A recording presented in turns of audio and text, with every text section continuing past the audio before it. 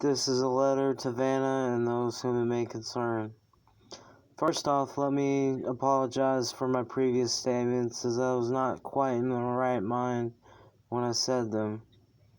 Over the last few months, I've had the chance to stabilize, and I believe I'm currently as stable as it gets for me, as I fight off mental battles every day, being demon-possessed and angel-possessed, hallucinating on every level of perception.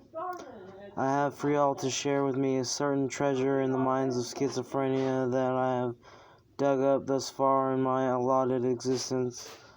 One's existence can be altered and regulated simply by the internal dialogue you are conducting within yourself.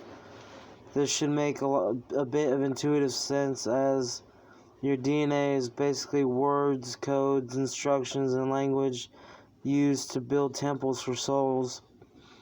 It is a conversation that bends reality to one's will, so it follows that your inner dialogue can directly affect your perceptions. Here's a clear-cut example of what I'm trying to say. I was walking home from the gas station one day, and I was talking to the voices in my head.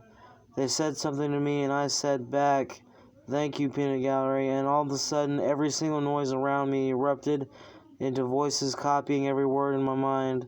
It was very loud and scary, but it's a way of life for me and the universe. You see, I believe that a person is only limited by the scope of his imagination and established thresholds in the realms we call realities. Right now, I'm in what we may call a genie reconciling with his bottle. My external reality, as I presently perceive it, is a godless, God-forsaken wasteland, and where evil gangbangers rule the world and parasitize poor people.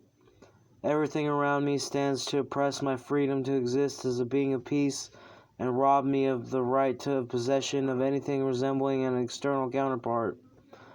But there are two sides to every coin. Can you blame a coral for being sharp? It's just trying to protect the life within it, and fish and seahorses don't seem to mind it much.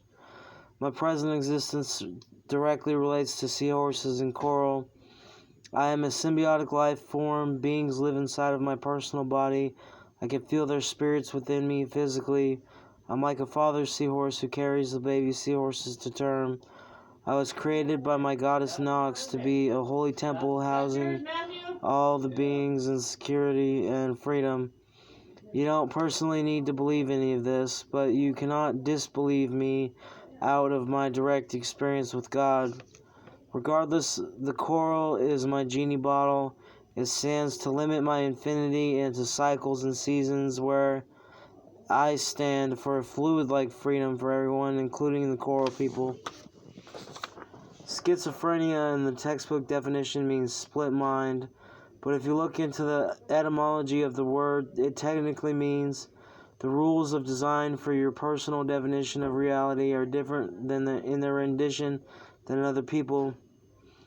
So in this sense, it means everyone is schizophrenic because they possess a personal reality within the common reality. Schizophrenia is called split mind because a schizophrenic person can manifest perceptions into their reality much like a prism splits light into 7 colors from one beam of white light. The different combination of colors, degrees, lengths, waves, triangles, and other geometric shapes lays out the firmament of existence to a standard form for all beings perceiving light. Schizophrenics can manifest the senses upon themselves according to their personal will as defined by their internal conversation. You know, they weren't lying to us when they told us you could be whatever you want to be. This is true to schizophrenics, everyone. Here is a quote that I draw strength from. "The swarm brought ruin to our world, and our proud people became refugees. And yet they could not shatter our unity, for we are bound by the color, the sacred union of our every thought and emotion." So, the purpose of this letter is to begin a dialogue between coral and seahorses.